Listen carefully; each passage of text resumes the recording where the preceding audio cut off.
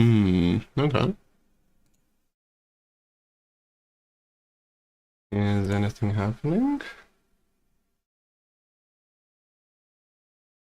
Do you have anything? Probably not. Can't file?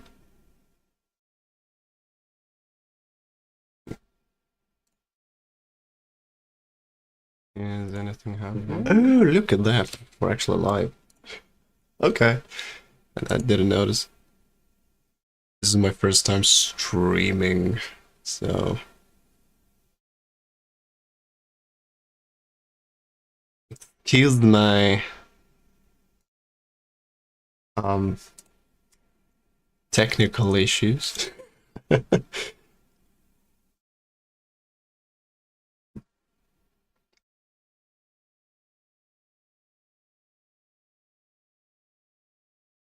It's a bit interesting because I'm connected with OBS and it just shows me this thing.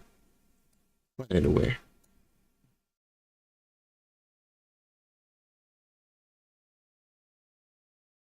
I think the chat is here, so it'd be good to go, I guess. Let me just manage my screen. Yoink. And we will go and do some building. Because I've been putting off some of my stuff. I haven't coded in a while. Yeah, I kind of need to get back to it. Maybe I need some glasses. I don't know. The glasses make up for stuff. Yep.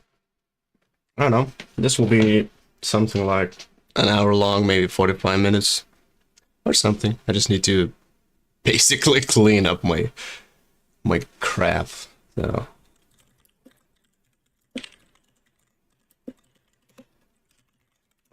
we need a database. And let's go and jump into the project.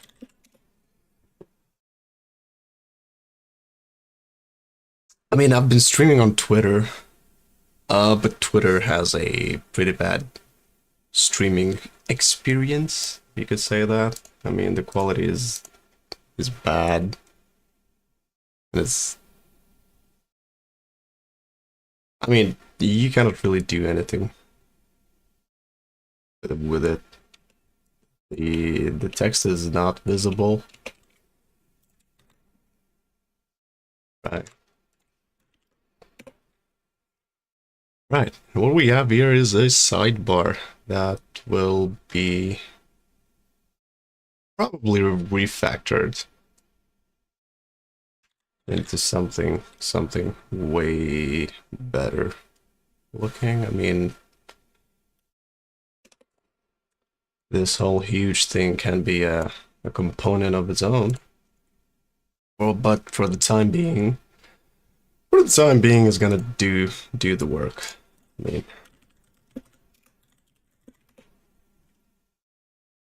it's a huge ass component that needs to be moved somewhere else. Okay, and let's give it a shot. Let's preview this thingy.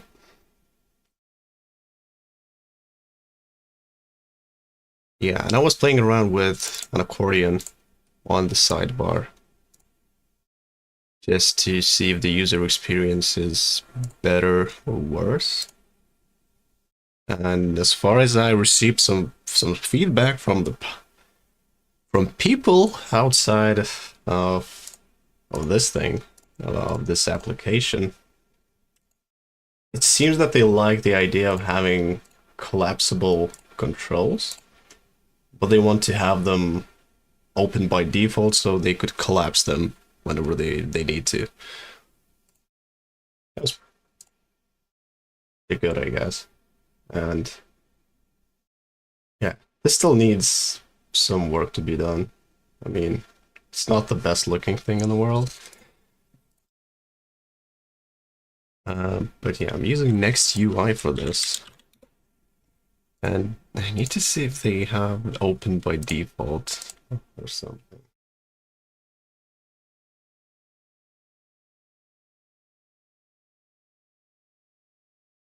Did Nano bar default?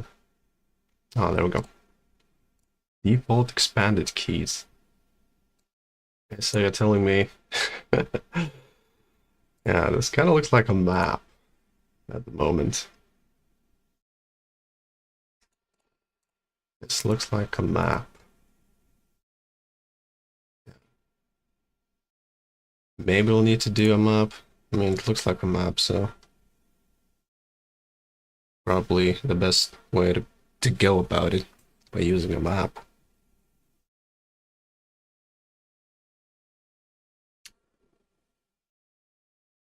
Hmm.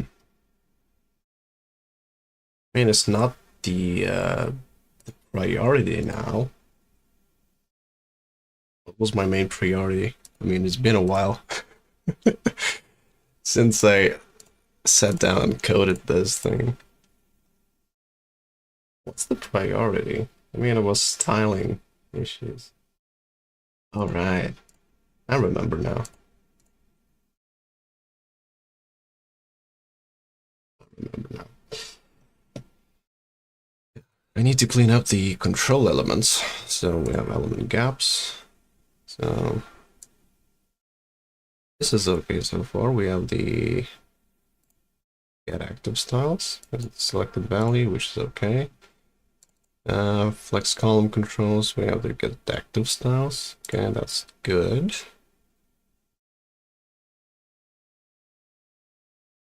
We have a drop down, so this is a font size. And for some reason, font size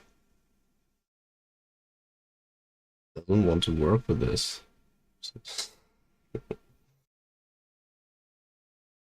With this thing, which is odd. I mean, it kind of digs into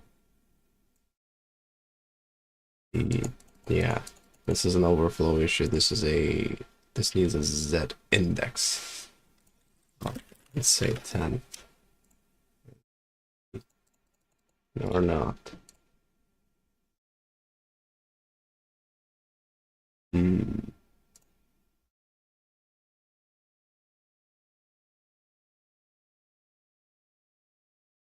Interesting.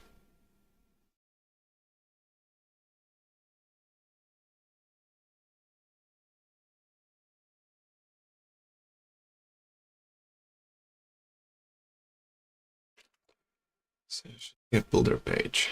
Okay. Canvas. Let's put a Z index of 10. There we go. It's working now.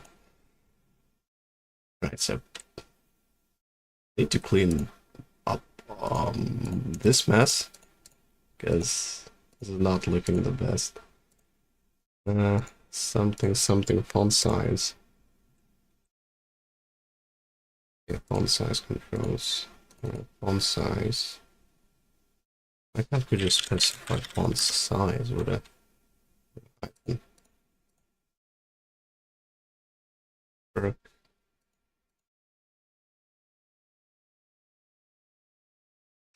Get active styles. Takes in get computed style. And the style property. Which isn't with a hyphen. What's this? It seems okay, but since this is not styled, get the font size. For some reason it's not. But I can change it to whatever.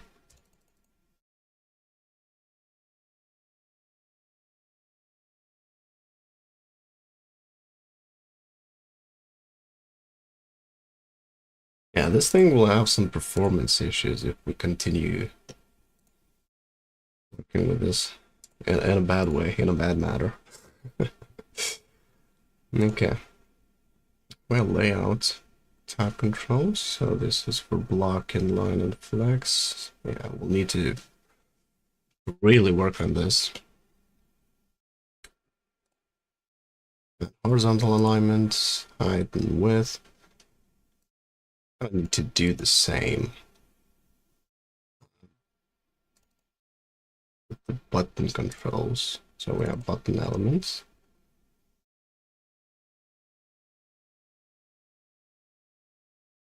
Right.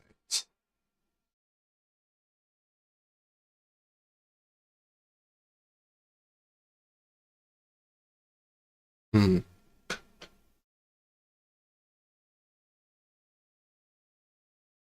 Yeah, basically the same. Okay. Block.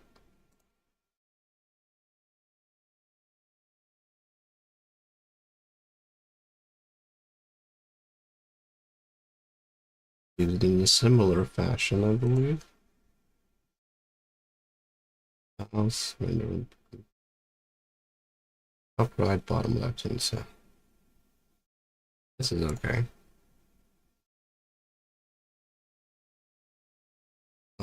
Still have button variants. All right, yeah, we do.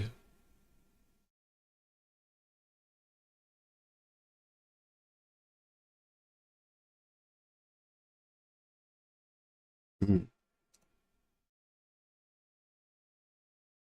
Okay.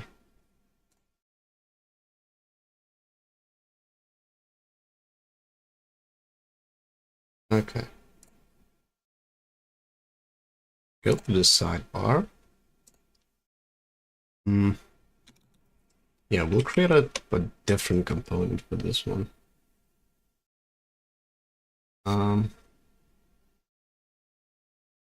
We have the accordion.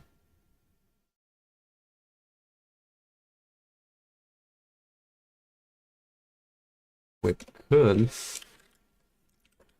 create an array. That returns an accordion item.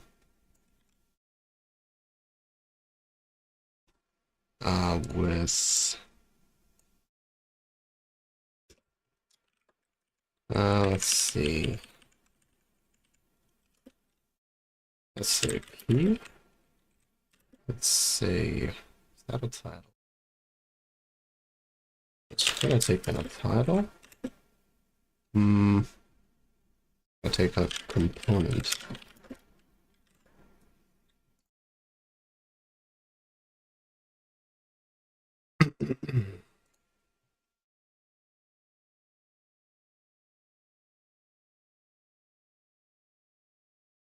Okay.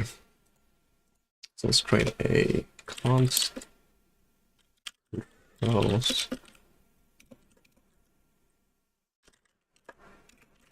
Say a text title const controls component. It's gonna be a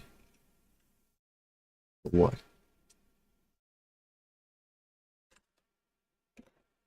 Okay, let's.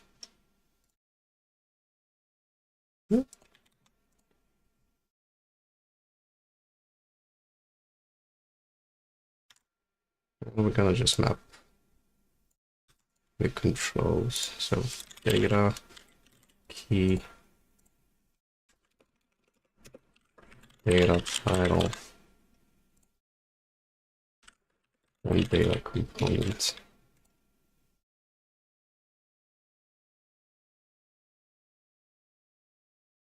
Then what's then? I don't even know what is then.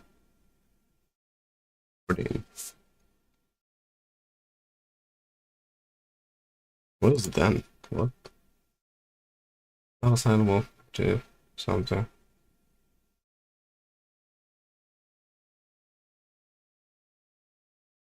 Huh.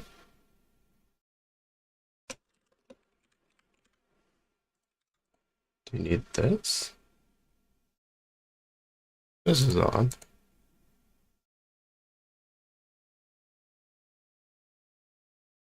Let's get rid of... Ah, okay. Yeah, that makes more sense now. Okay. Yeah, we have text controls.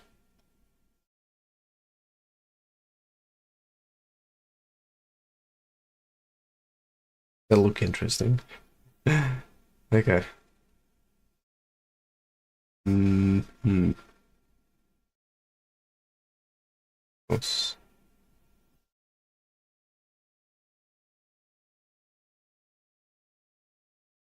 Okay, and we had this thing default expanded keys, and it takes in an array, so controls map item.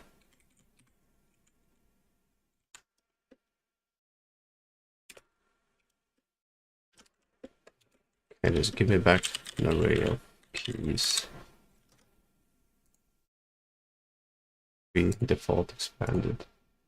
Yeah.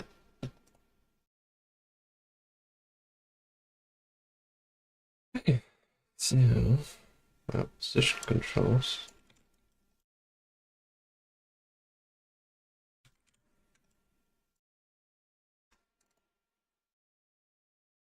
Position.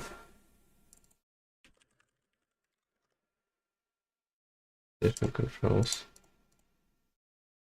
They're expanded.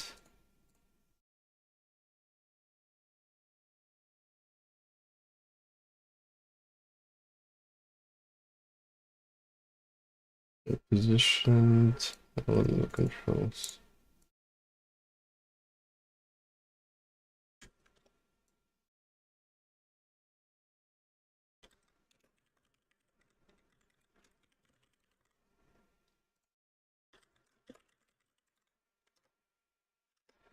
Cool.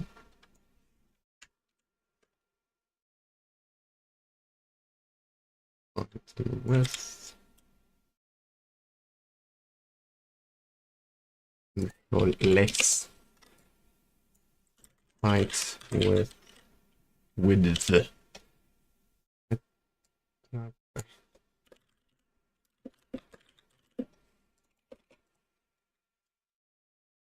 Height and width.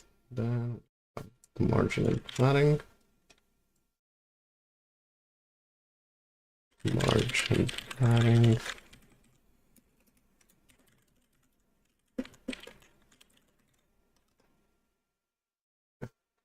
Margin and padding. Right. Margin and padding. Lovely.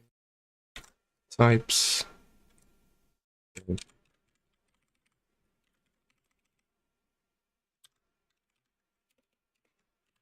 Layout.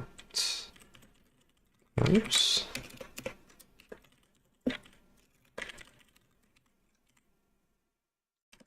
Okay.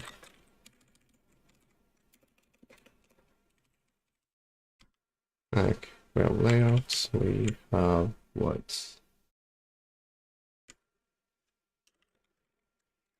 Next, okay, we have columns. And columns.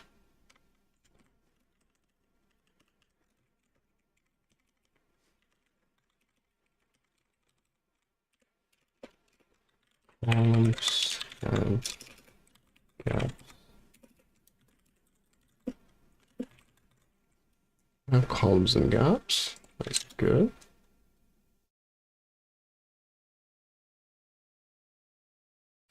We have a message.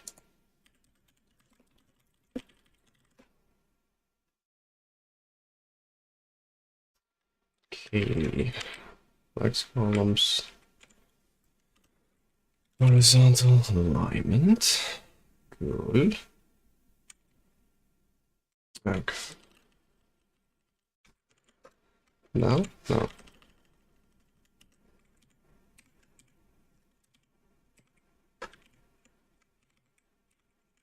Dude, how did I forgot how to duplicate. There we go. Jeez. How's that even possible? Any columns and gaps. Horizontal alignment.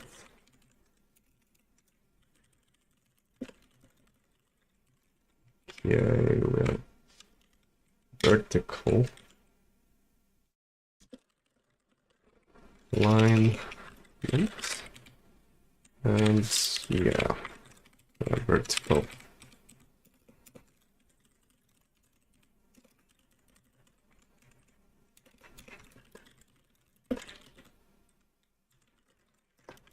And we should be good to go. Let's see. Right. Those are collapsible.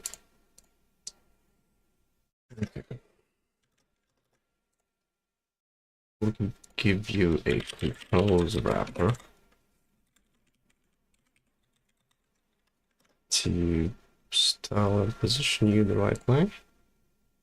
Yes, now. There we go. Text alignment and font size.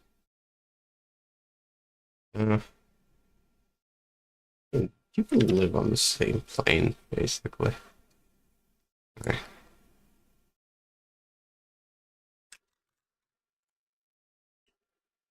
Okay. I would do it. We don't need a fragment. Well, this div doesn't make much sense. Okay.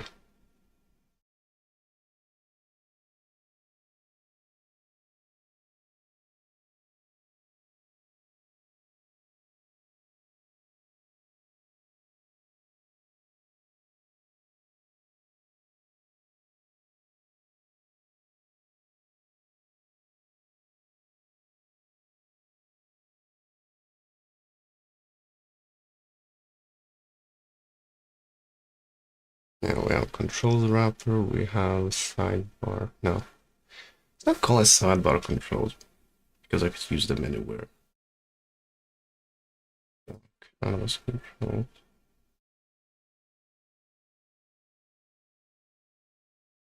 Style controls. Style controls. Okay.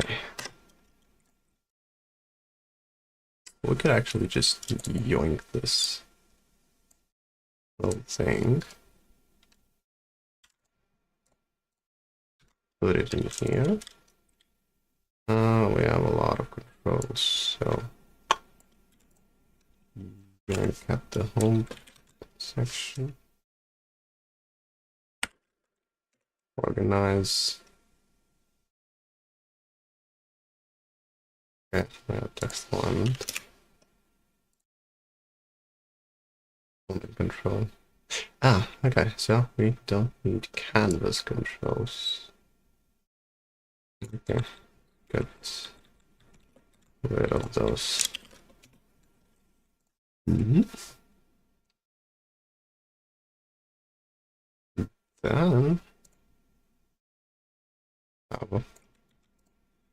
we could just return an accordion.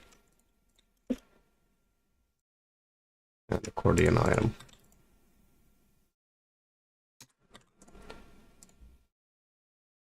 Essentially call it a day.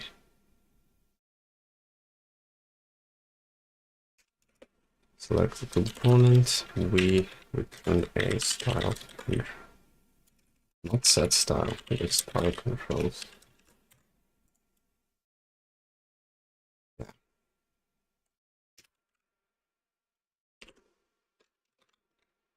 And the sidebar is way leaner, at least from the component standpoint. If we have this.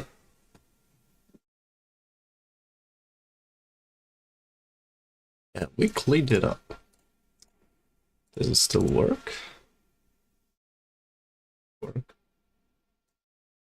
Change the width.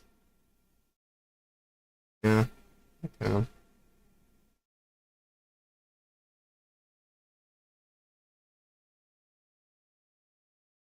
But the problem is, I believe is, as in every style thing, we render a template, and with apply styles, when we apply the styles, in general, we could actually just replace the rule and apply the style sheet to the document without even having to re-render the components.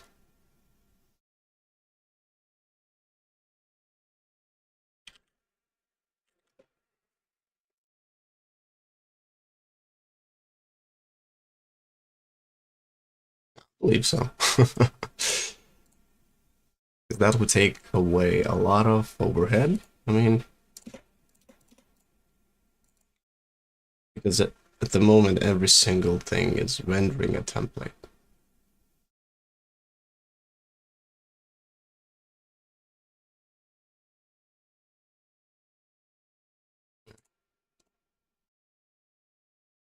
Or maybe I'm wrong. Or maybe I'm just wrong. We'll have to see. We'll have to do something about it.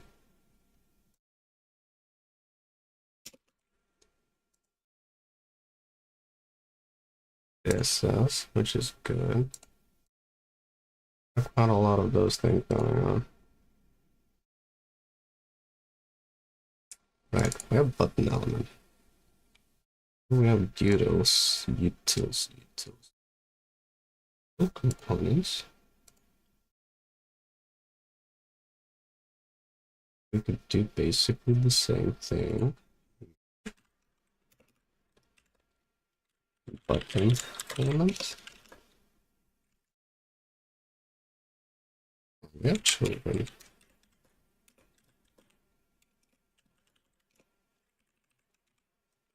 And data goes in here. Data what? Is that a label? Yeah, it's probably a label.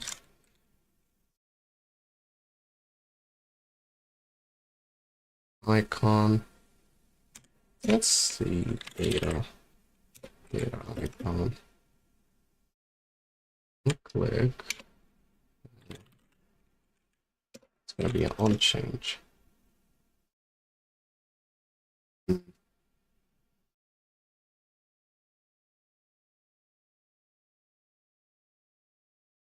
we have a key? Do we need a key? We need a key.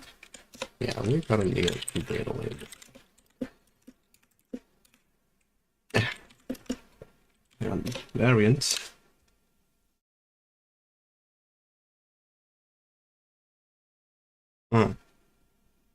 That is a good one.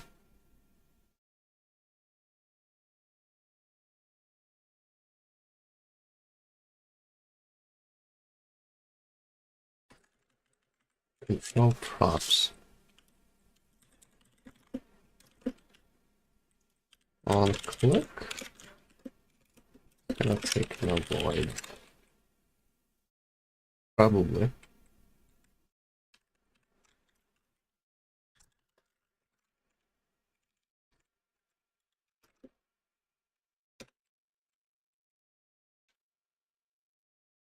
Or not.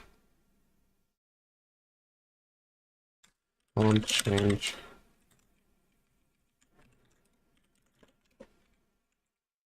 Override this.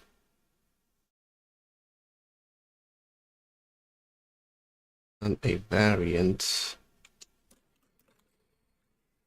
Oh. Okay.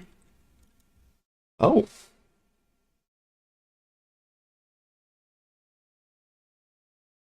Live stream is lagging?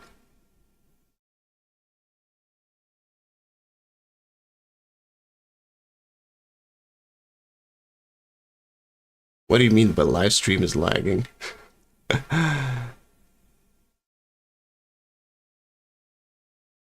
Hey Ash, the build is going pretty well. I've been putting this off for a few days now. But yeah, I'm getting back to it. I need to do this. I mean, if I don't do this, I kind of test out the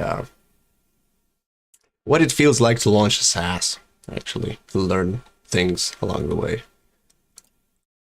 I really need to do this. Because it's not just a pet project, if you could say that, but something more. I want to do more with this thing. I need to get my shit together.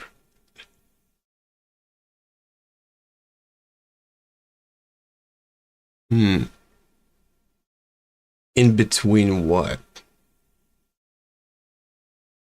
I mean, is my voice out of sync with the stream or something like that? I mean, it's my first time streaming on YouTube, so I may be missing something. Okay.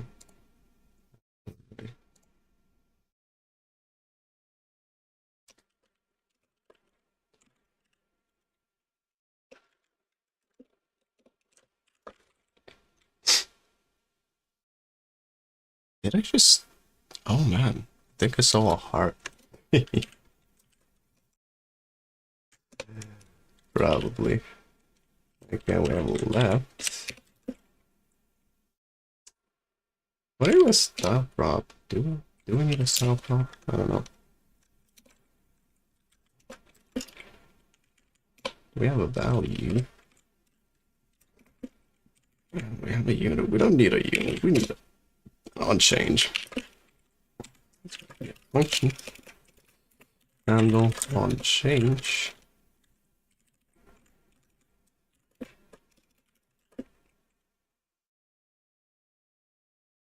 Oh, but the video just stopped for the... Maybe it didn't stop. Maybe it was just... Maybe it was just me thinking.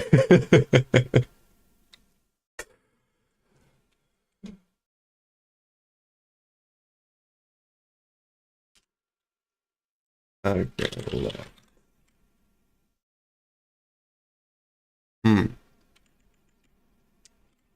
Think instead of a value.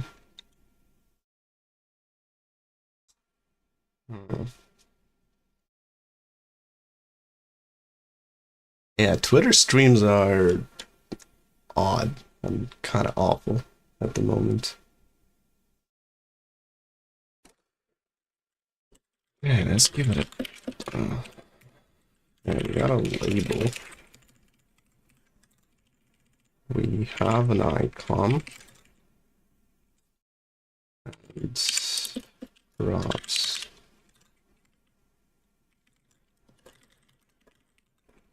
Okay, let's extend general props then. Now style prop. Unit, we have a value. I think we could do the same thing with button controls. Input.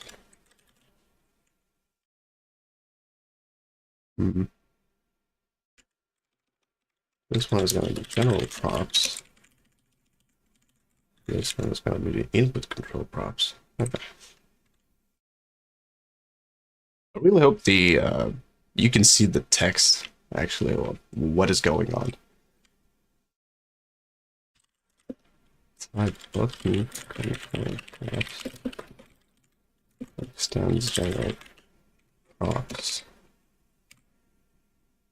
So this was gonna take an on blank.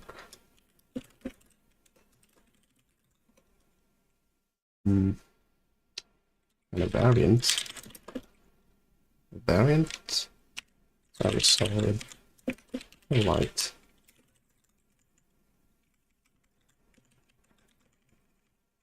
Yeah. this. And this will be on click. An icon and a variant.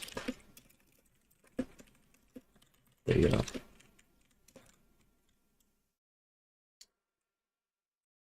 Variant? I wanted to say a variant. Alright, button elements.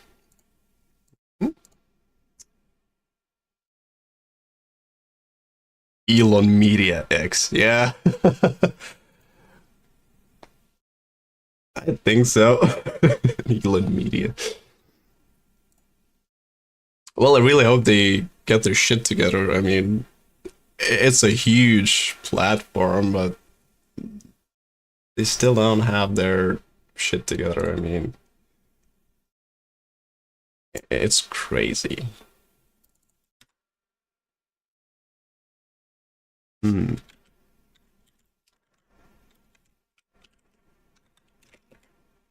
Can you access the variants on the button props? Do you have button group props or button props? Use button props. Mm-hmm.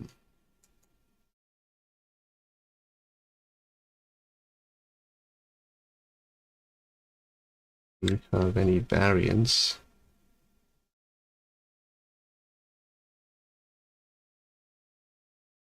I mean, stands next UI props. Should be variants somewhere. I mean,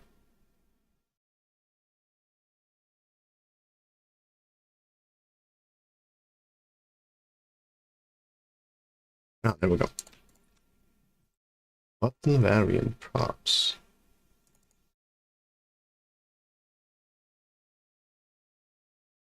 Okay, let's give it a shot.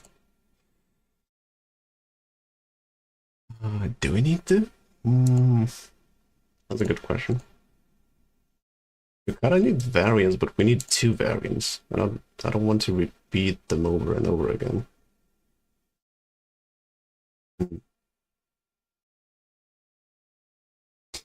Man, I'm still laughing at this Elon Media X. Jesus.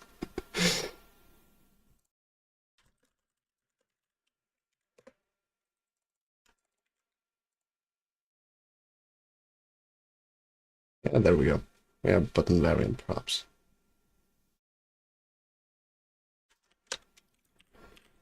We have them. Oh, we have them tucked now.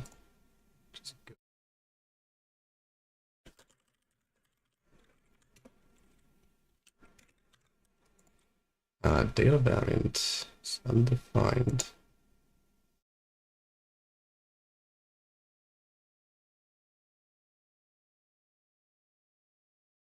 What do you mean?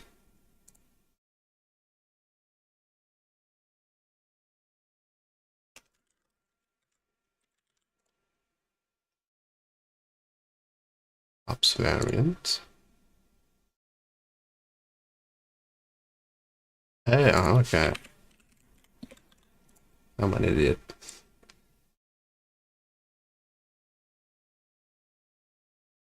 We can just go ahead and render the components. And where did you? Next line. Okay. Let's change this. So, gonna be a label. Left. Gonna take an on click.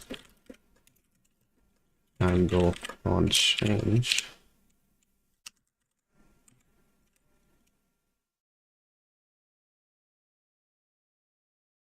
Let's take an icon. And it's gonna take in a variant.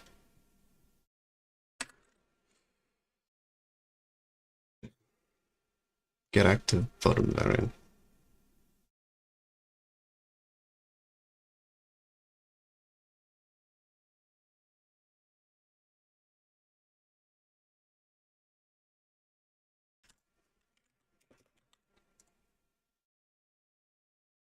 Yeah, I kind of don't want to repeat myself.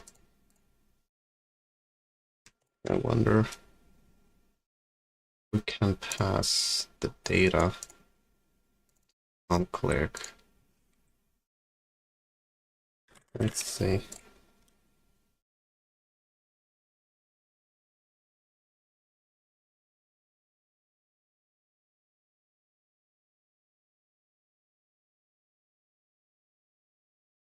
Huh. Yeah. Okay.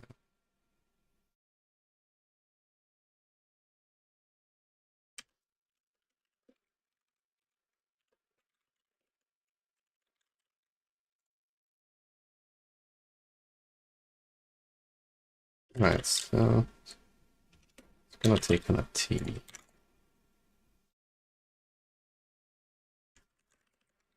Gonna take on a generic. It's gonna be a generic.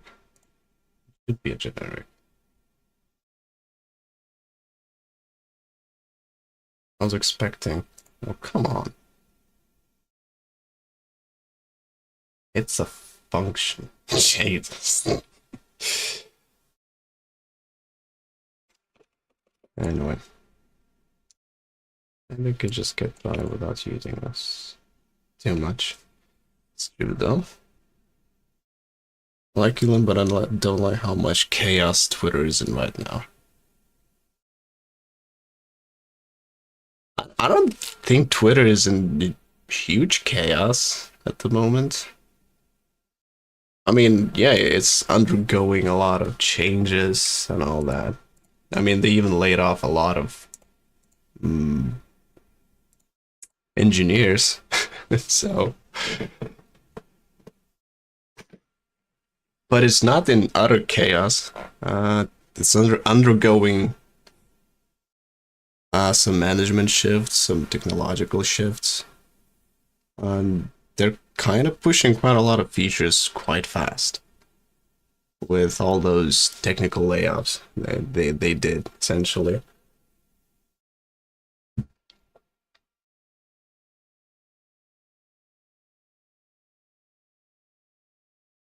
A lot of ads. I mean, there was a lot of ads before Elon got on Twitter. Spam posts, yeah, that was a thing even before Elon. And the algo is a mess. The algorithm before Elon was also quite messy. And yeah, the bots were always a thing. Especially those crypto and porno, porno bots, you know, those OnlyFans things. It's it's bad.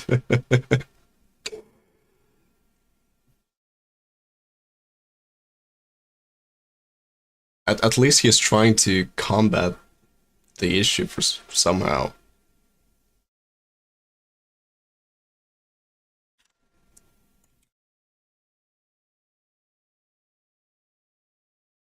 Yeah, I don't like what I'm doing right now.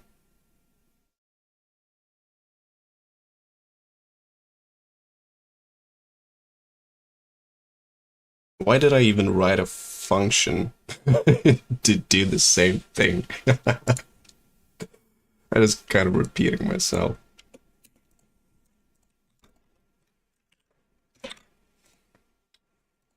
Yeah.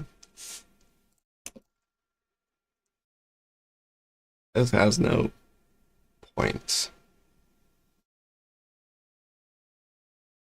I mean, it basically achieves the same thing at the moment. Style controls, on the other hand, yeah, I needed to do that. Text alignment, not so much. Vertical alignment, do the same with active styles. Get active styles. Items. Icon and get active. Okay. It's gonna be top. No? It's gonna be top. Oh, I mean start. Yeah.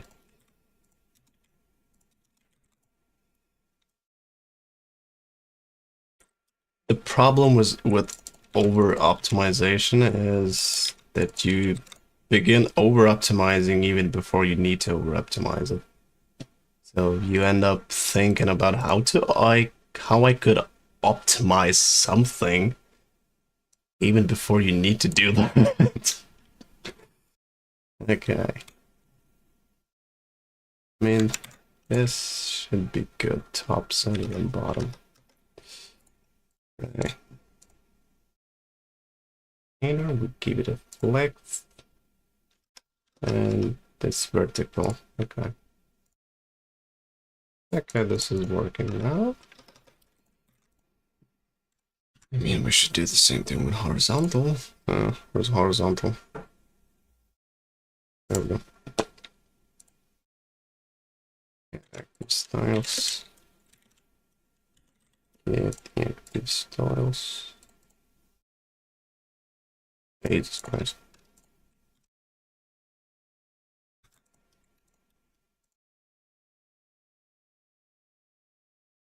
Center, we have right, and we have queen.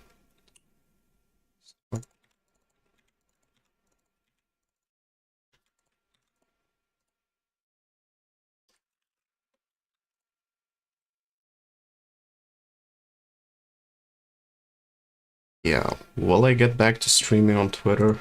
Yeah, probably when they fix the issues.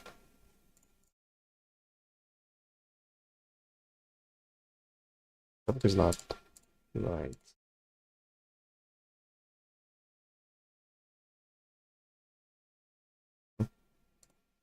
No, left, center, right, and top. Oh, I'm a freaking dumbass. It's just white content.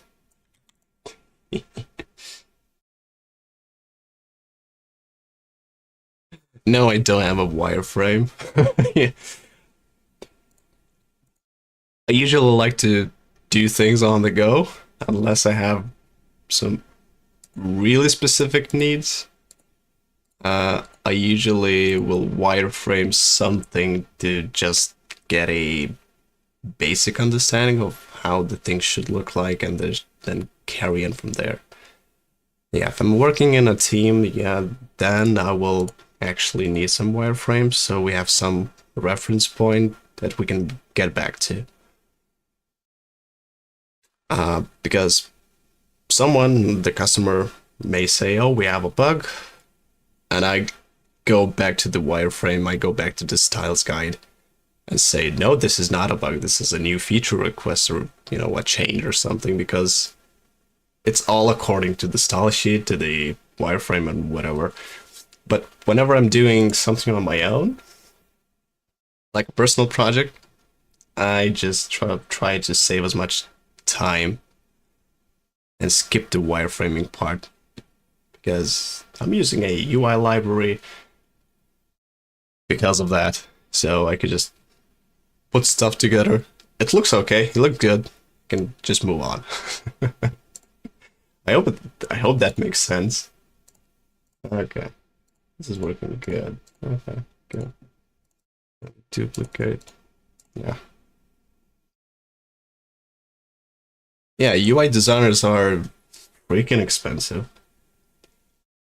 I had an experience, quite a few experiences working with UI designers, and they're kind of picky. They want to have everything pixel perfect. I mean, it's not always achievable, especially when working with projects like, government, energy agencies and whatnot, solar panel farms, and I had to do a full web application for it.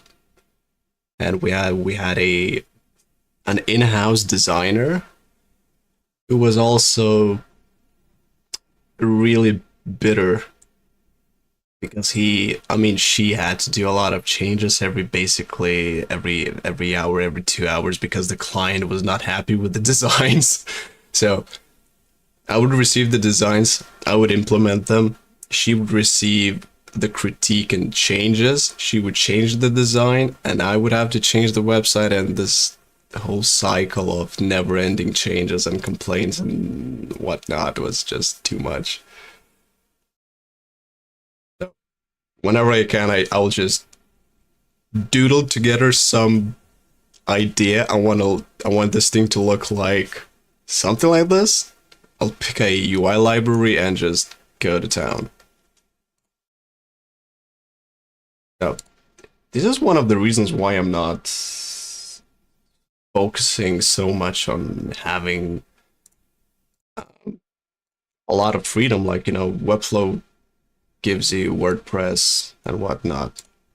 So you have these specific constraints, like, predefined margins, predefined paddings, close to CSS controls. So you're basically given the tools that are prefabricated for you.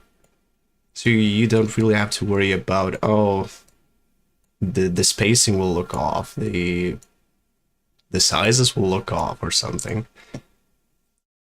But if you need to change anything, you'll just go into the control panel to do that. It's gonna be a custom style. Or even I'll add a custom CSS support, so there will be a global CSS support with nesting and all that, so you can just put class names into this thing. Yeah, I'll need to move these things into the sidebar. And yeah, it's gonna be customizable, but with some restrictions. And it's the main part of this builder to have some restrictions, because people will create crap when they're given a sandbox environment. Only so much people can thrive in a sandbox, with all this freedom, creative choice, and whatnot. But for the most part, like 90%, 95% of people, they just want to get shit done. And if you can give them the tools, the pre-designed components, like even templates, but those templates will depend on the type of components you choose. They just want to get shit done. So and those who want to code or want to have this creative freedom, creative expression, yeah, okay, they can go to Webflow, they can go to Figma and whatnot. But I believe that whenever I introduce a new component for, let's say, a custom HTML or whatnot, if this thing works, and for example, you could copy paste an HTML component from Tailwind UI. I think it's Tailwind UI, yeah. Let's see. Let's say you go to Tailwind UI and you grab this code. And if you could just copy and paste it into this custom HTML thing, and the Tailwind classes get picked up on the server, and it returns back a full-fledged Tailwind component that you can edit. I'm not saying that you will have the ability to move the things around. Well, maybe you'll have to do that. Not at this moment. I'm talking about changing the inner text. And it's gonna be pretty powerful, I believe. But for the most part, people just want to get shit done. And I'm not just building a website builder just for the hell of it. It's part of the SaaS. It's part of the application for brands and small businesses, for like creatives. And I kind of want to call this a creative stack.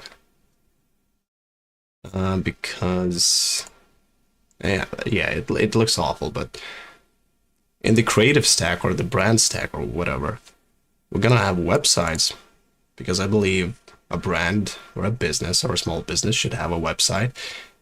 whatever type of website. It can be a landing page, it can be a multi-page one, but it should look decent. It shouldn't be over the top, and you can achieve this with, you know, basic templates and some components. Next in the stack is content. So yeah, this blog post thing will be renamed into content. And this content will plug into the websites you create. So you will have a pool of content, then different websites, and in those websites you will be able to choose which pool of content you want to display on the website. So the second pillar is content. The third pillar is, I believe, a social proof or testimonials. So with this stack, essentially, you'll have created a website, you will have created some content, and you will have the ability to collect testimonials, which will be automatically pushed into the website if you choose to do so. I mean, and recently I kind of found this Resend, which is an email service provider that you can fully customize, essentially. And they have support for Next.js, which is cool. And they have components. Where the hell are the components? Oh, it's PHP. I don't need PHP, I need Next.js. But essentially they have a component library. And with the way my builder is positioned, the website builder, it digs into these components folder to extract the components. So if I could create a new folder, new specific components folder for email components. So they have a vast array of custom components, but I can't find it. Oh, it's React email? I think it's React email. But anyway, they have a set of components, and my builder could basically plug into those components. I would just need to register them. I would need to add basically a logic gate to say, okay, this is an email component. It's going to be used only for emails, not for the website builder or any other builder in the stack. So maybe I will add a newsletter type of thing or a way to collect emails, but yeah, there will be some integrations with, let's say, MailerLite, Beehive, ConvertKit, and yeah, there'll be forms and things. But the biggest hurdle, the biggest issue is now creating that website builder that kind of makes the life easier, but also gives that flexibility and power to customize things. I kind of want to do the Notion type of thing. Whenever you click a slash, it opens up a selection that you can choose your components from. But yeah, it's coming along. I mean, I still need to add canvas events. So whenever a canvas gets rendered or updated, it sends out an event or something.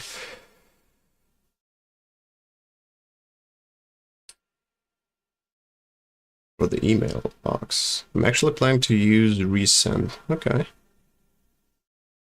I mean, it's a pretty good choice. Let's say the pricing. The pricing is pretty good. I mean, $20 per month for 50,000 emails. It's like a steal. I mean, MailerLite, it has a pricing too of, let's see, what would it cost for 50,000 email? Oh, that's subscribers. Do they have subscriber count? No, Resend doesn't have a subscriber limit. They only have a limit on emails. So, that is interesting. Okay, 50,000 emails. How much is that? Let's say we send an email every single day. So we may have 1,500 subs. Okay, 1,000. Let's say 2,500 or something.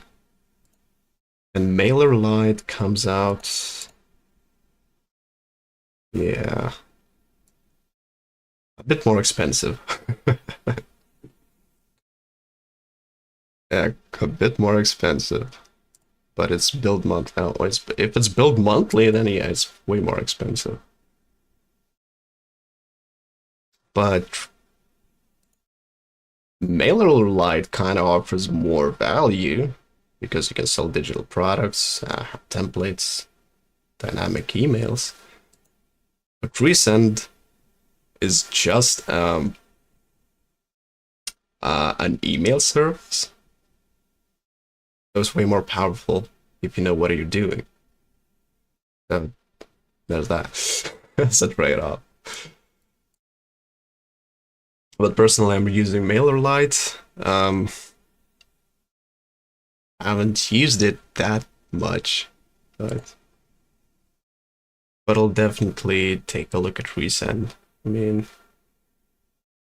it's something. It should have a component library. It is on. It's about developer experience. Oh, there we go. That's it. Yeah, React email components. Now this is what I was talking about. Actually, just essentially develop an email builder inside the SaaS I'm working on. Just connect Resend to it. I mean, they have a freaking funky dashboard. It's great. Yeah. Yeah, I know. I'm trying to move mountains. I'm trying to compete with the big guys, but it's a personal project. It's a huge one. I mean, and my goal is to scale my agency, and this is one of those things. I mean, it could be a portfolio piece, or if it still gets some traction, I could move my clients. I mean, those clients that need a simple website, a simple landing page or something, to use my tool. And this is how you basically create artificial demand by creating your own tools. If that makes sense.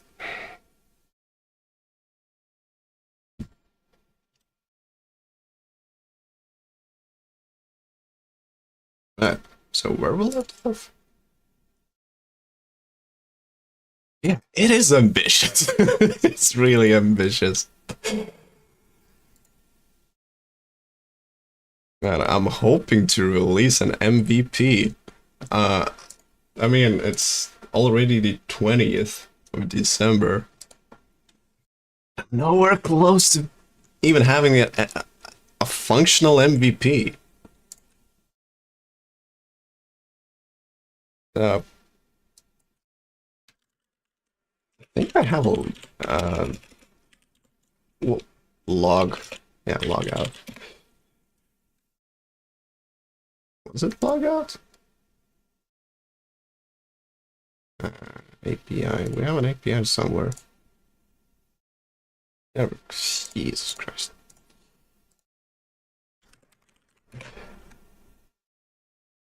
Oh, come on. Anyway, but I have all off. This is the biggest thing I made. And it wasn't my thing, essentially. But yeah. This is ambitious. Sometimes it gets on my nerves because how ambitious it is. But the main flow is already done. I just need to stitch things together, make the styling work. As let's say we have a ton of containers, and we could say that at LG, this is going to be a flex row with 3 columns with 8 pixels. And it's pretty much responsive out of the gate. They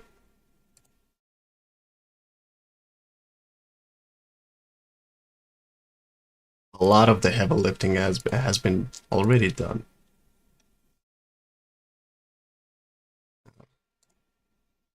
And it's all custom made. I'm not using any of those drag and drop libraries or whatever. Yeah, it's kind of like, it feels like I'm a psychopath. And who the hell would use React with vanilla.js? I mean, this is all for handling a canvas click. Yeah, this is a canvas click. Has a highlight element.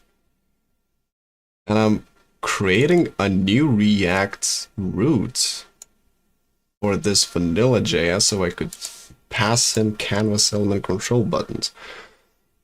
This is a bad approach, I believe, because I could achieve it in a different way by having a specific React component. But now we'll have to revisit this next time. Because at the moment it's just a regular old div that is called a canvas overlay. But it works for the time being.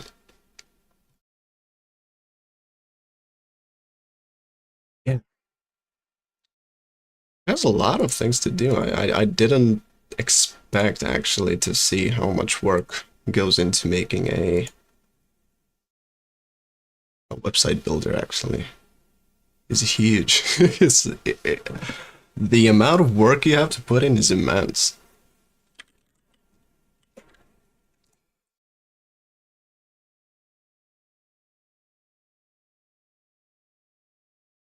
A Lottie. Ah. Was it Lottie? Oh, right. Yeah, I played around with Lottie too. But the thing with Lottie and React is that the library itself is pretty heavy. Lottie Web. Lottie Web. Do you have something?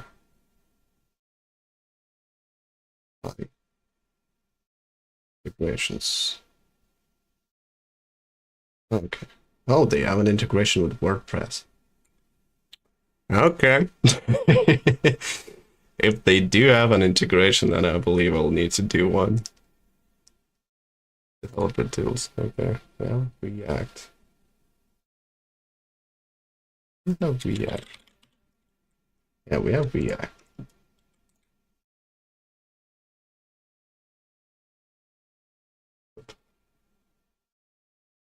Yeah.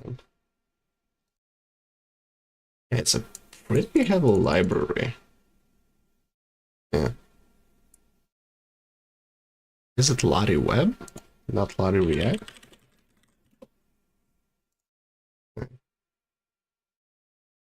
It's even worse. It's 25 megs.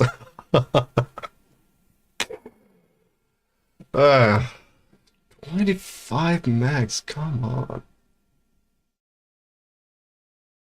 I have PTSD by looking at all those heavy packages, but this is JavaScript ecosystem for you, I believe. Because I come from working with just PHP, Symfony, and Twigs, and every bit, and I don't mean literally bit, kilobytes, and I wouldn't say even megabytes, but kilobytes mattered a lot for an e-commerce platform. It wasn't. It was an e-pharmacy. Yeah, it was an e-pharmacy platform. This was, I was the lead developer of this thing. Right. And a lot of shit goes into making an e-pharmacy. Because there is a web, yeah, there's a web chat. We had a custom-made web solution to sell prescription drugs. Do we still have an account? That's a good thing. Yeah, I believe I do. Oh, yeah, I do. Yeah, I do. I still do have an account. It looks like they changed quite a lot. Yeah. Yeah, so whenever I see 25 megs for a JS package, I get PTSD. But I guess they do have an integration with no-code tools. How does it look? I mean, you could embed. Oh, we have Lottie.js. I mean, you could just embed a Lottie script and it would download the code that you need. Yeah, or that.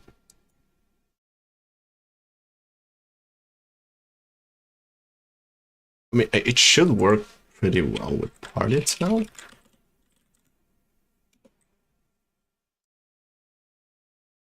Yeah, it's always a loaded library. If it does work with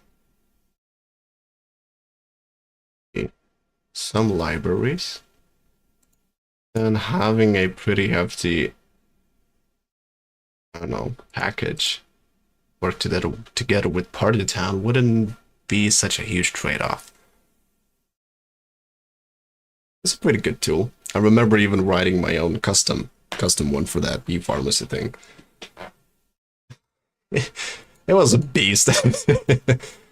Oh man. I think I'll need to add layers and stuff to this whole thing.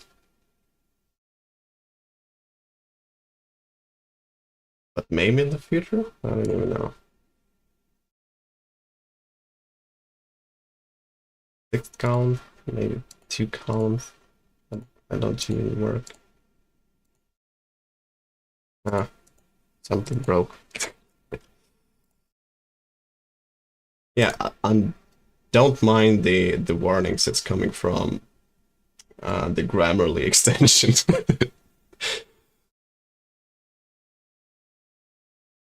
This is interesting because extensions can fuck up your coding process. Okay.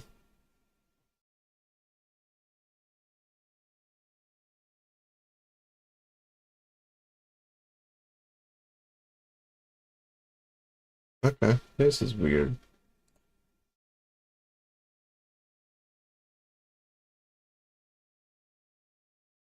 For some reason it's not applying styles.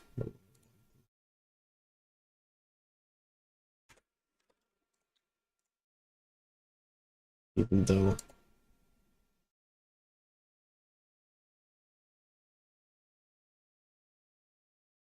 they have what they need.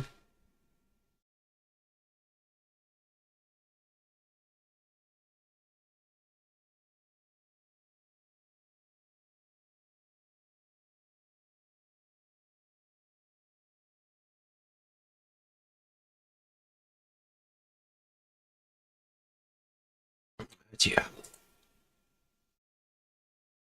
It's not easy reinventing the wheel. Never was.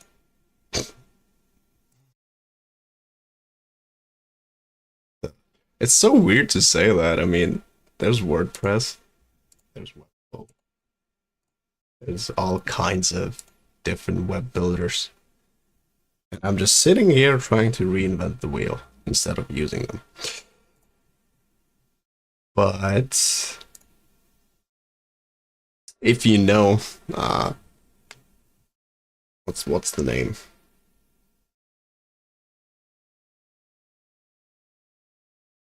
Code? No, Design Joy. Ah, yeah, it was just Design Joy.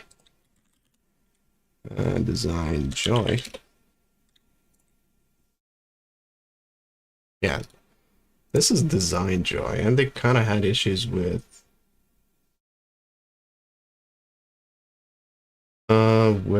those with Webflow, right? Here's Webflow. They're still using Webflow.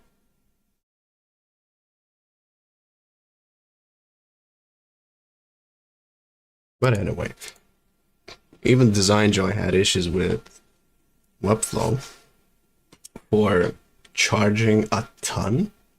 I mean, when you take a look at it, Webflow gets pretty expensive. Still monthly. For the basic shit, you gotta pay essentially $20 per month. But yeah, it's powerful, it's customizable, it gives you a ton of things. You want to have a CMS, if you want to have some content, you gotta pay $30 for the same thing. And 49 if you what? If you want to do form submissions.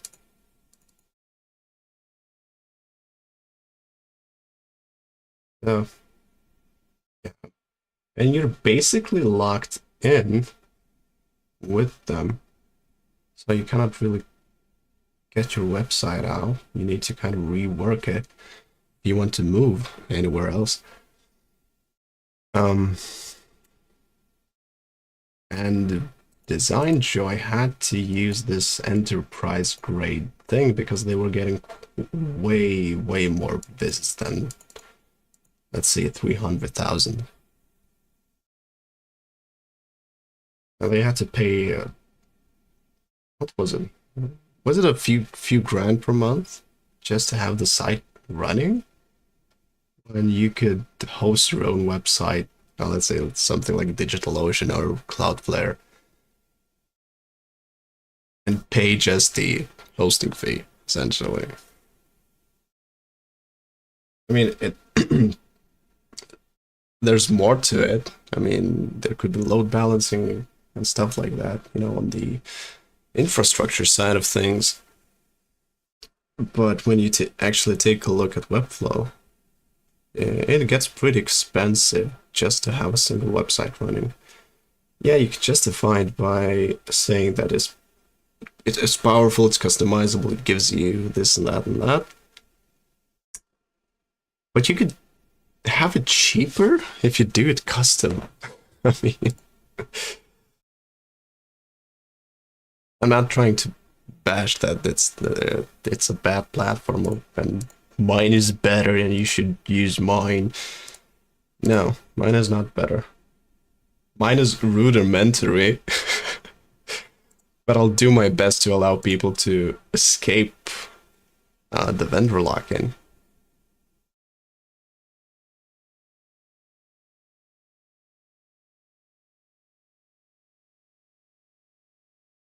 Yeah, what you see here is this. So whenever you go to website edit, you pass an ID. So it pulls in template components, which are those small itty-bitty JSONs from the template folder. And the processing, the whole thing, yeah, it gets done behind the scenes. You pull in a JSON, it gets parsed, and whenever you access the builder, the processing is on the client side. But whenever you will access the website that is built with this thing, the processing will be done on the server side. And the final JSON, or the final structure of the website, will be passed from the server to the client. So it's going to be server side rendered. So there will have to be a shift between, you know, whenever you're building a website, it's got to be a client side. It's going to happen on the client side, but whenever you're accessing the website, it's going to be server side, sends the structure to the client renders it out. At least that's the gist. And this builder has the possibility to exist on its own. So I could actually create an NPM package.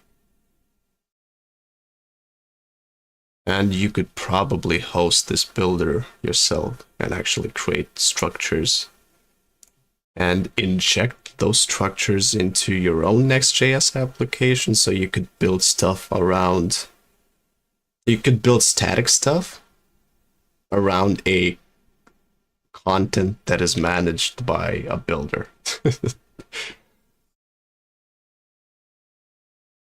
So maybe it's the goal for the future. I don't know if this picks up or something.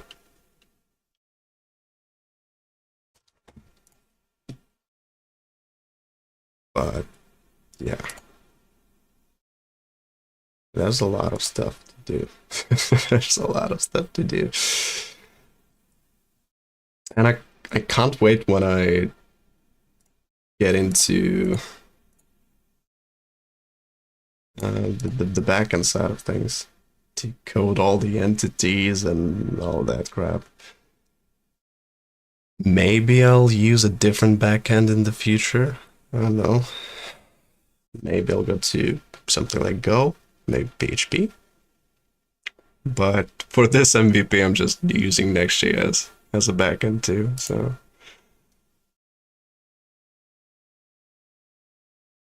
Yeah, it's pretty cool. I mean, there is one thing, if you know Astro, or not Astro, it's Quick. Yeah, even Party Town. There is a builder IO that does basically the same thing, but it's a headless CMS. So it works on different front ends. But you're still kind of locked in with them. So they have this. They also have the same feature where you can build your own website around dynamic content and have builder IO render out dynamic content that you manage on their website, but you cannot host it yourself. So you still kind of get this lock-in. And I'm not really a big fan of locking in people, but I personally I don't know if I could give that flexibility if it is possible. But with React and Next.js, you do have access to rendering out just the HTML string and giving it to people. But if you could do a self-hosted version, I mean that is pretty much giving the control back to people instead of them locking them in. Builder.io is not open source, I believe. Is it open source? Yeah. Yeah. Whenever I look at this, yeah, I get a feeling that I'm too late into the game. Yeah. Yeah, but they have a pretty similar way of registering components. You pass in a JSON, and I'm doing pretty much the same thing. So we have components and we have a section. Yeah, those things will go away, but every component has a schema, so you just declare what is happening with the component. It gets pushed to the database. Yeah, they don't use static position like top. Yeah, they use flex boxes, but I'm also using flex boxes. I could easily add grids. I'm not I don't have any constraints because it's just CSS. I really don't know if they can do the same thing, but yeah, I can use flex boxes. I can use blocks. It's all just CSS. I mean, I could even use.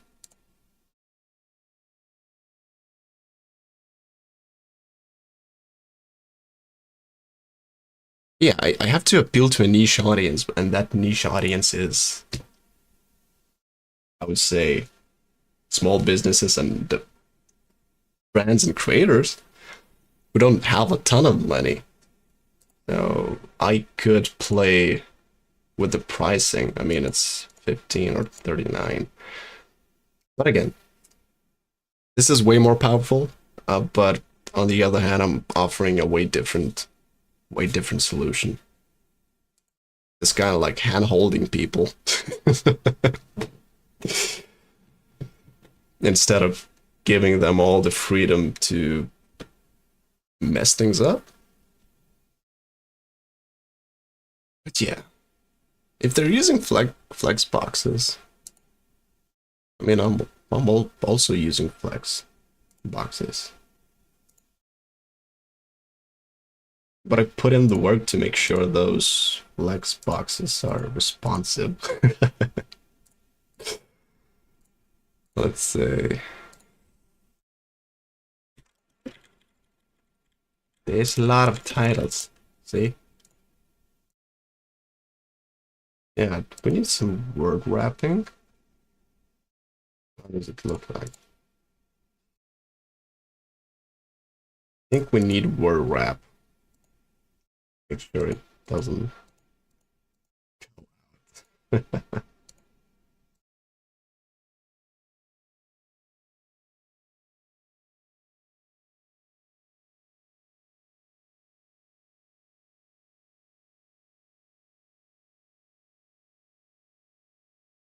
But yeah, I don't know. Looks pretty okay, at least in this stage. Still much to do. Right.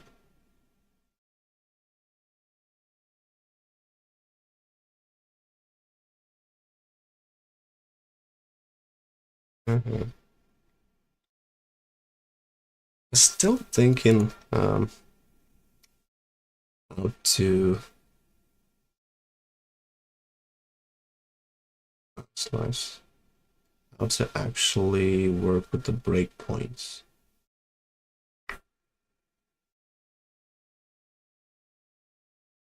Because it's interesting. Okay. Well, builder sidebar, select component, add styles.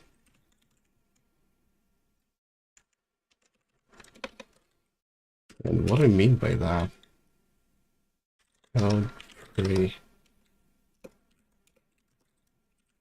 instance string apply styles. No, kidding. Island. Two codes.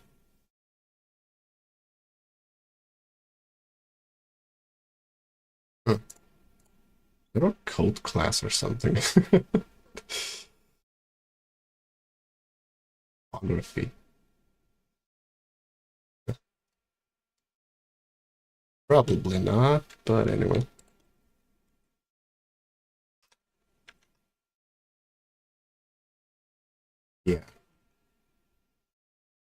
I'm still thinking between nesting.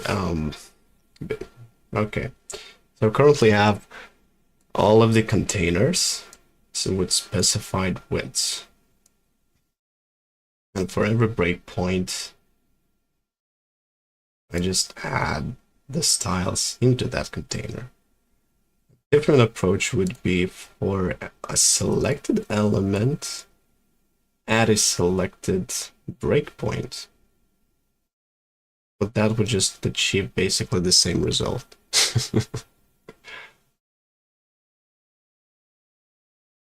That would mean...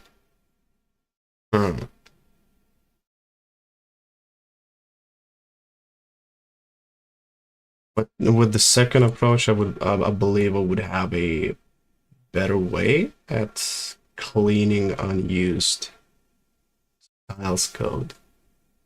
So instead of checking every single container, I could just check the... I mean, if I'm deleting a full component, I could just yoink the component out of the object without running through multiple containers, which makes more sense. Yeah, probably I'll have to rework the styling thing. Right. Oh, fixed style application, remove balance. Okay, this is done.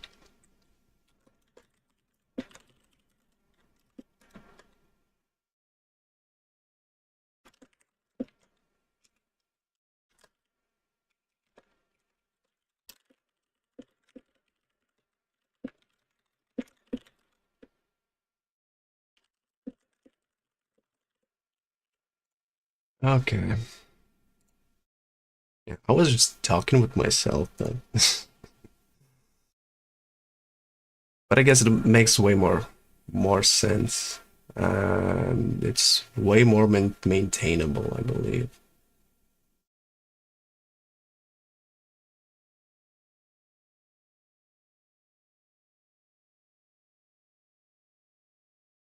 Because another issue is actually flooding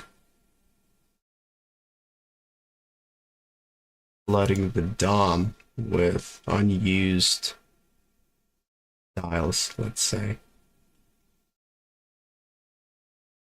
And that would actually decrease the performance of the website, which is also bad.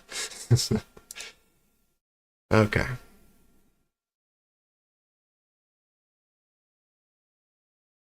Okay, so since this was my first stream on YouTube, I came unprepared, and I just did. Fuck off. I just did a bit of work. Still need to work on the layout types. Just in padding's position, that's okay. Text alignment is done, vertical alignment is done. I mean, the biggest glaring issues are the overlay not updating to canvas changes. Yeah.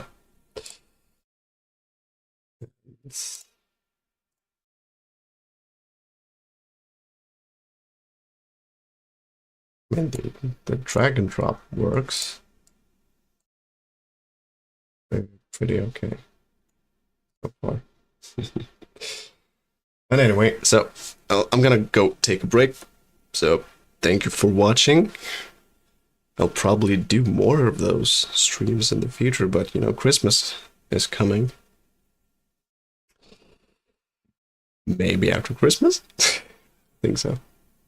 We'll see. We'll see. But it should be after Christmas. When I'm recovered, when I'm fresh, it's more fun because of all that talk. I was trying to see your front-end code architecture. Not the best. And I'm not saying I am the best, but... Okay. I'll walk you through. I'm using PNPM, and it's a monorepo. So I have this app directory, I have the admin part, which is the builder itself. So in the source, we have the app. We have the group for auth. Yeah, I'll still need to run through and fix those imports. We have the group for auth. We have the main, which is API, blog templates. Is empty. Don't mind those. Website create. And then we have the website builder with all the actions, with all the components, and the edit page, which does the thing. And I kind of like to structure my okay, so whenever you have a route, say a website, and you have a page, yeah, don't mind this. I'm not very keen with using just Prisma without wrapping it into some kind of an abstraction. It's just me. But let's see, we have a create page. I like to kind of structure my front end into views, if that makes sense. So a page will return a view component that I can pass props to it. Inside the views, we have website, we have create, and this is a basically a page structure. This will change. And that view can actually have its own components. So a view with its own components that do not get shared across different views, if that makes sense. Yeah, then I have the utils, pretty basic stuff, where I render thingies that I need. I have a store. Yeah, this is my first stream ever. Who is Oscar? Oscar. Probably. Yeah, this is my first stream ever.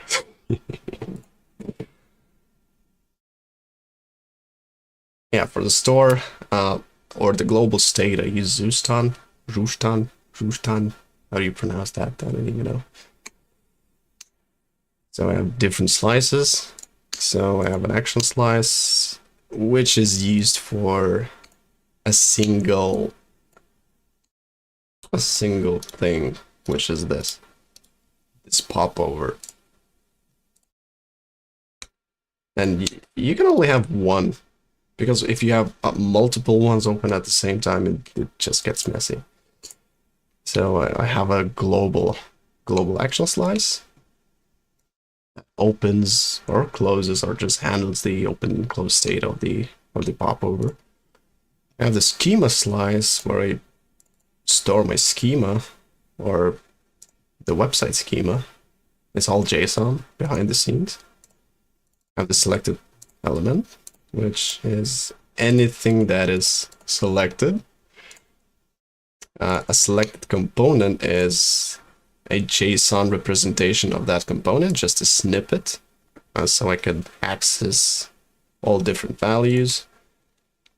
Selected component path is just basic ID of the thing. Yeah, this is an ID, and I use this type of ID with an index, component name, index, component name, just to, how to say this? So I know how to traverse the JSON, the components tree. I even called my my function traverse components tree, and I'm using that path.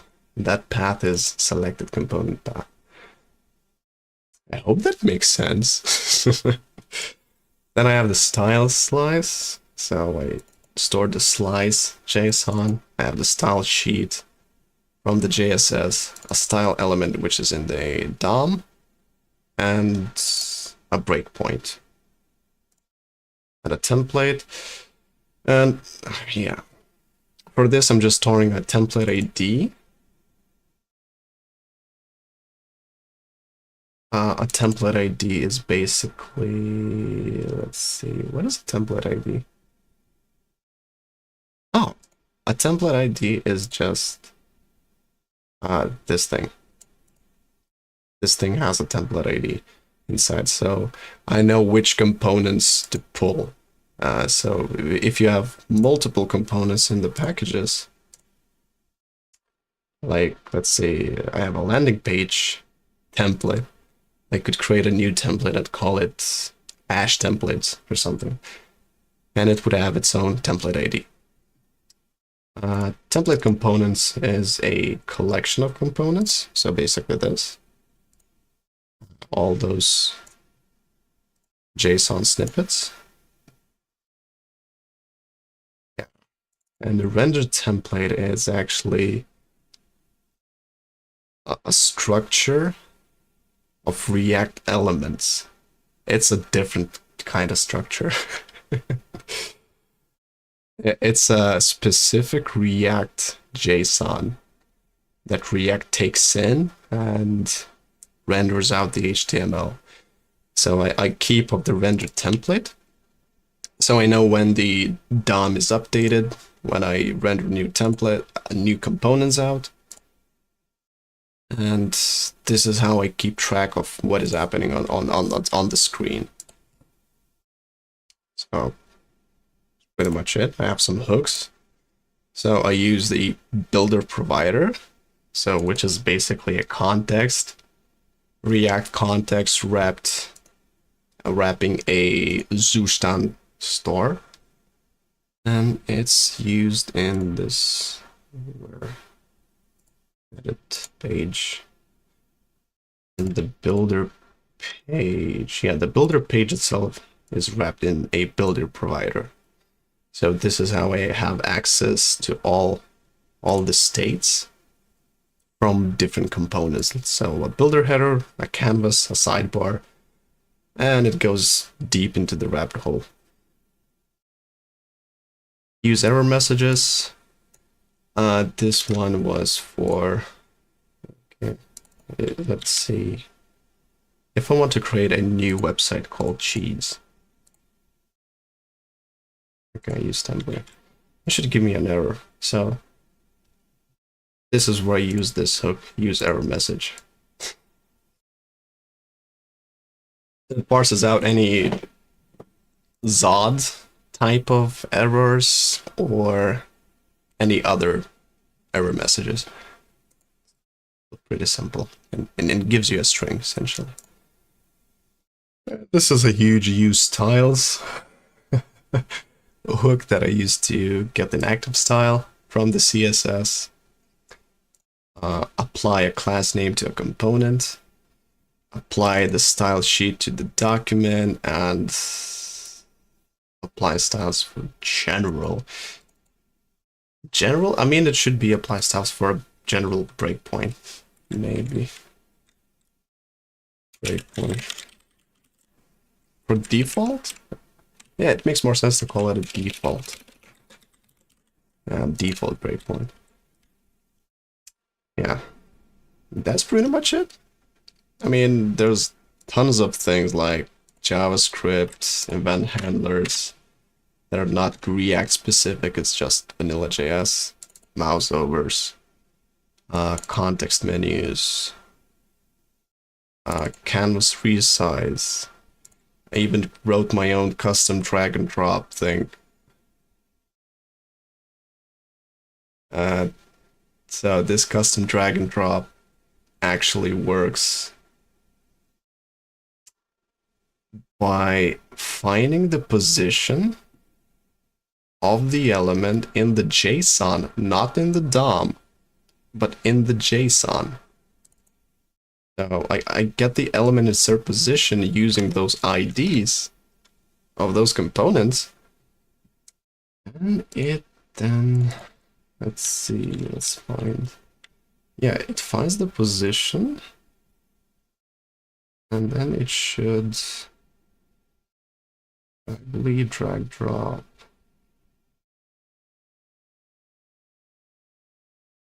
There we go. We create a new schema by having a lot more modules going behind the scenes. So in the packages folder, yeah, you see a template engine. This is the main thing that is driving the website builder. So we have module. Okay, we have register components. So it uses a file system to push the components JSON to read the file system and to push all the components JSON, all those snippets into the database so I could retrieve them later. But then I have these modules. So we have a module to add a component to the JSON and render it out. We have this apply variance that is deprecated. Okay, let's see, it's deprecated. Deprecated. We have this drag and drop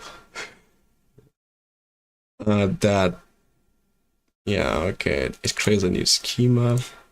It gets the parent component, it gets the target component, it creates new arrays, gets all the indexes, and uses a switch statement to see how to manipulate an array. Is it an unshift? Is it a push? Is it a splice? Or just a default? And we have duplicate. Let's put it straightforward. We have a generate path, which is for generating those IDs. Get component path is pretty simple. I'm not using it. Okay, this is also deprecated. Deprecated. Get components children array is a basic find function. Get path array. So this is what splits my component IDs into an index and a component name. So I use this to traverse the JSON. And we have an import component, which is basically importing a component from the file system. We have a remove component.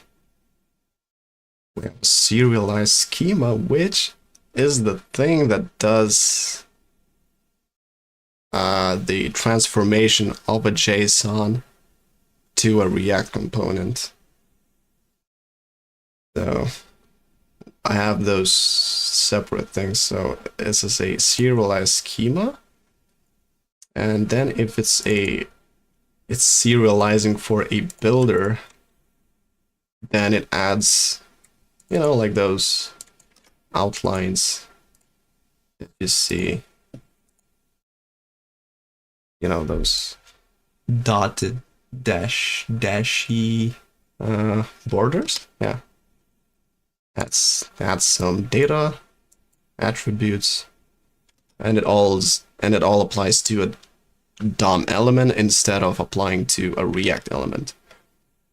Because I noticed if you apply a property before calling a default on the React component, it applies to a React component. But if you unfreeze a React object, you can pass any attribute to it and it will apply to a DOM component.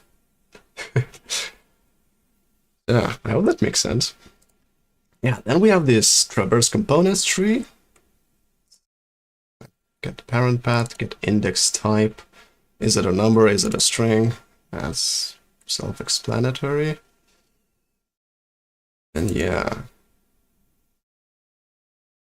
it's not too bad. I mean, it's recursion. It's just recursion, and we have this turn into component.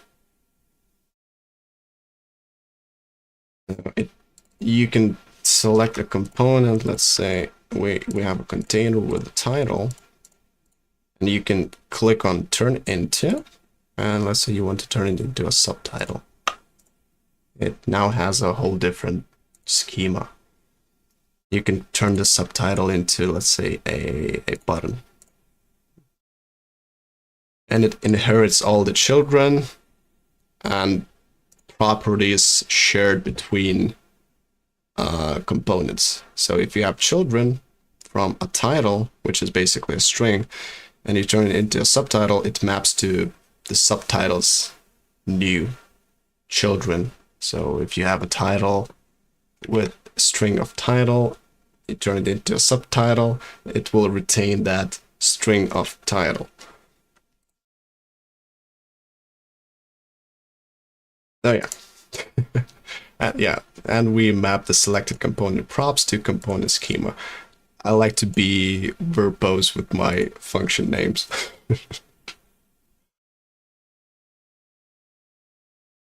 Yeah. Yeah. This is what I have now. Okay, we have styles, builder JSS. This is a simple setup for JSS, nothing to worry about. This is what I was using before. Moving into JSS, a variance. Yeah, this will be dropped. I'm not using it anymore. And we have a type system. It is simple. Component variance will be dropped. And yeah, this is what I did in 3 months all alone. And actually not coding it full time, just a few hours per day tops, let's say.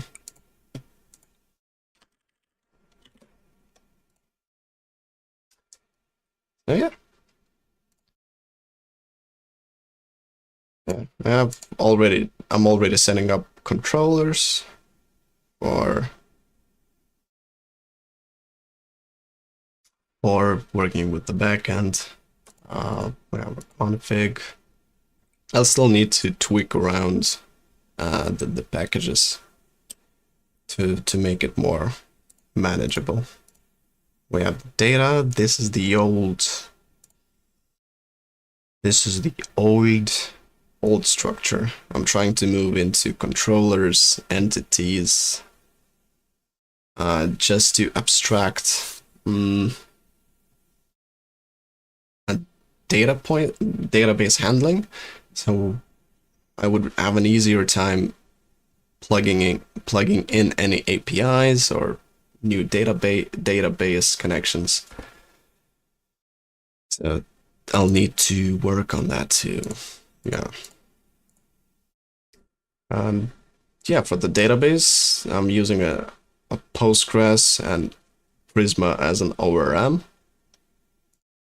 Nothing too shabby, nothing too complex.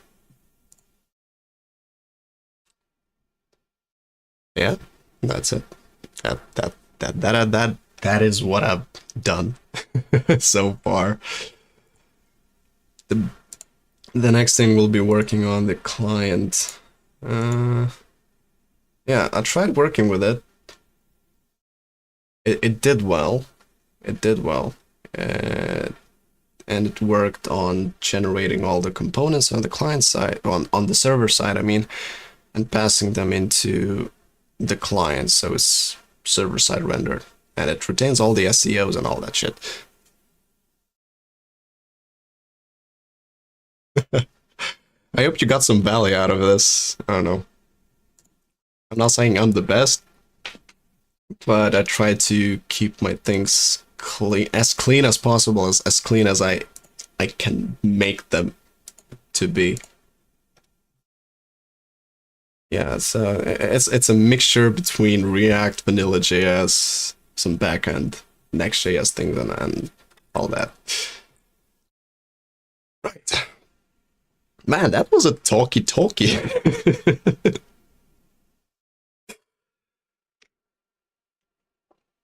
Right. Okay, I'll be heading off now. I've streamed for 2 hours. Sheesh. My throat is dry as hell. And yeah. And I want my YouTube channel to be not just about coding the SaaS or, sharing tips and tricks on how to code shit. I mean, there's tons of things out there.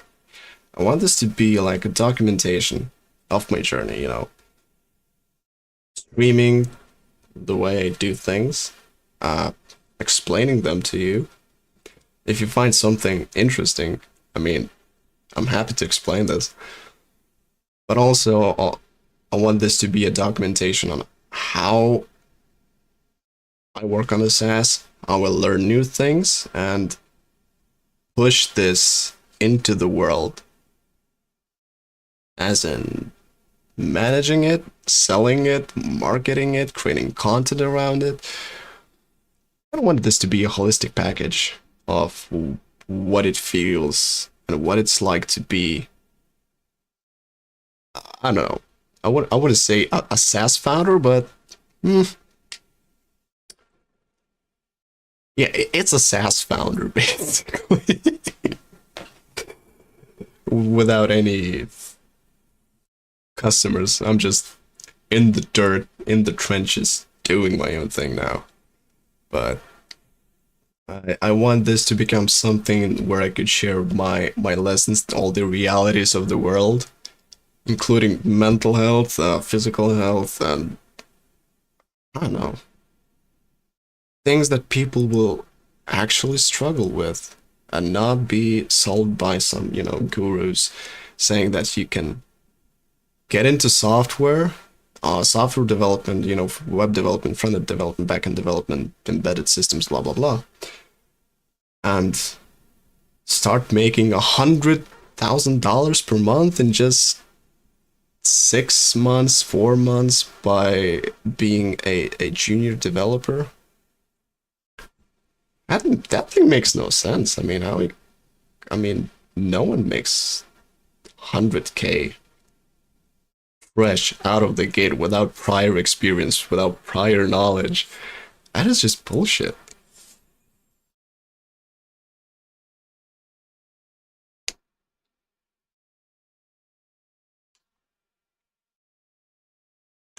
Yeah, Forest Knight, I like his way of presenting everything. I mean, he has that slice of life.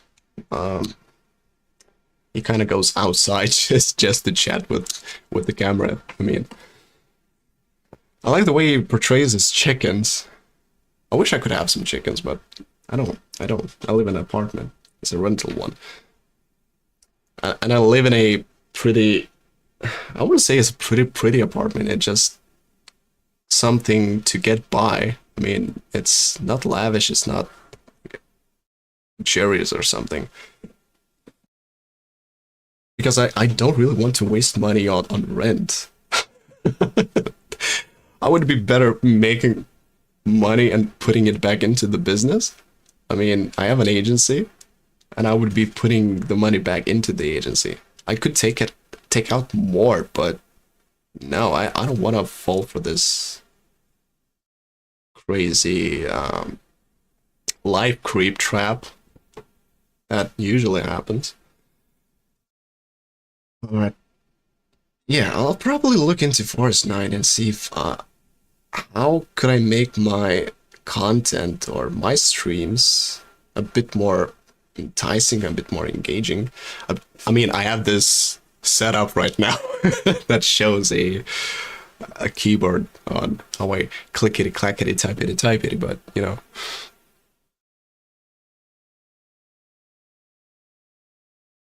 I wouldn't say I'm a huge senior developer. I mean, I've been in the business for like 7 years now. I still don't know a lot of things. I mean, I'm just a JavaScript junkie at this point. Yeah, I know PHP. I've been working with PHP for 3 years. It was basically a Symfony framework, but I was just doing vanilla hardcore JavaScript, essentially. And I kind of want to go back into PHP, kind of experiment with Laravel. There is Golang. I kind of want to can see what Golang is and how I can make it work. I mean, if you want to see my previous work, this is my previous SaaS that still makes money to this day. It's basically a cryptocurrency aggregator, data aggregator, and it has a huge system behind it. It's all proprietary. It's all made essentially by me, also in like six months, I believe. Yeah, it pulls a ton of data. It has its own content management system. It has its own backend. And yeah, it is also running on Next. So let's go to Switch. It's pulling in the price data, the market cap data. It's all coming from the blockchain. You have a chart, all kinds of stats, all kinds of crappity craps. It also has a Discord bot that is reading stuff. And all of these metrics are connected to Discord bots as well. Oh, it's asking me to log in.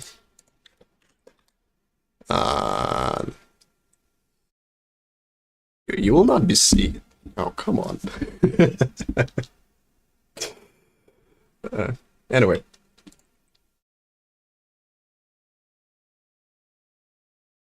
I want to log in. Okay, I want to log in. I want to log in.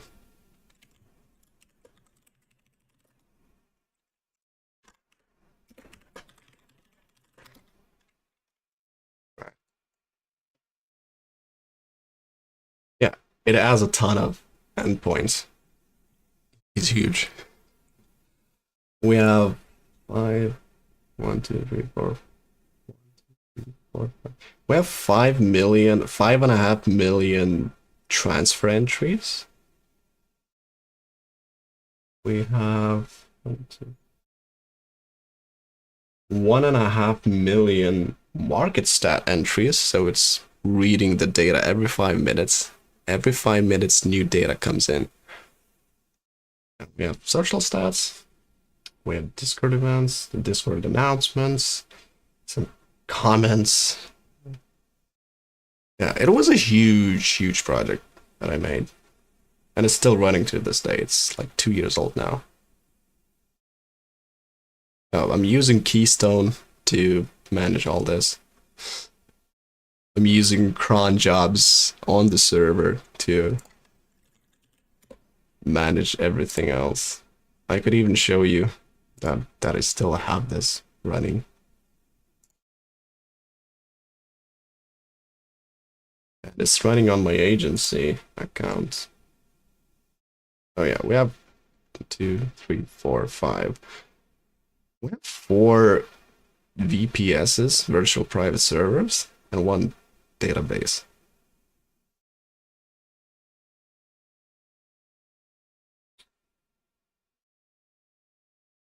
Hey, can I show you what it looks like?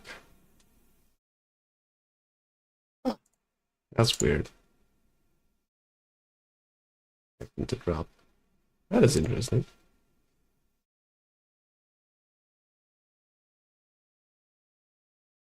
This probably needs to be refreshed.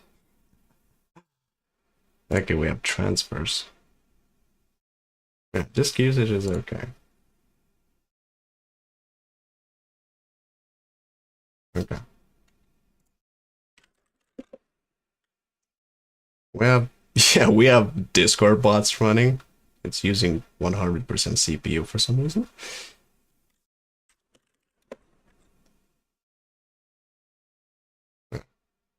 Right, it looks good.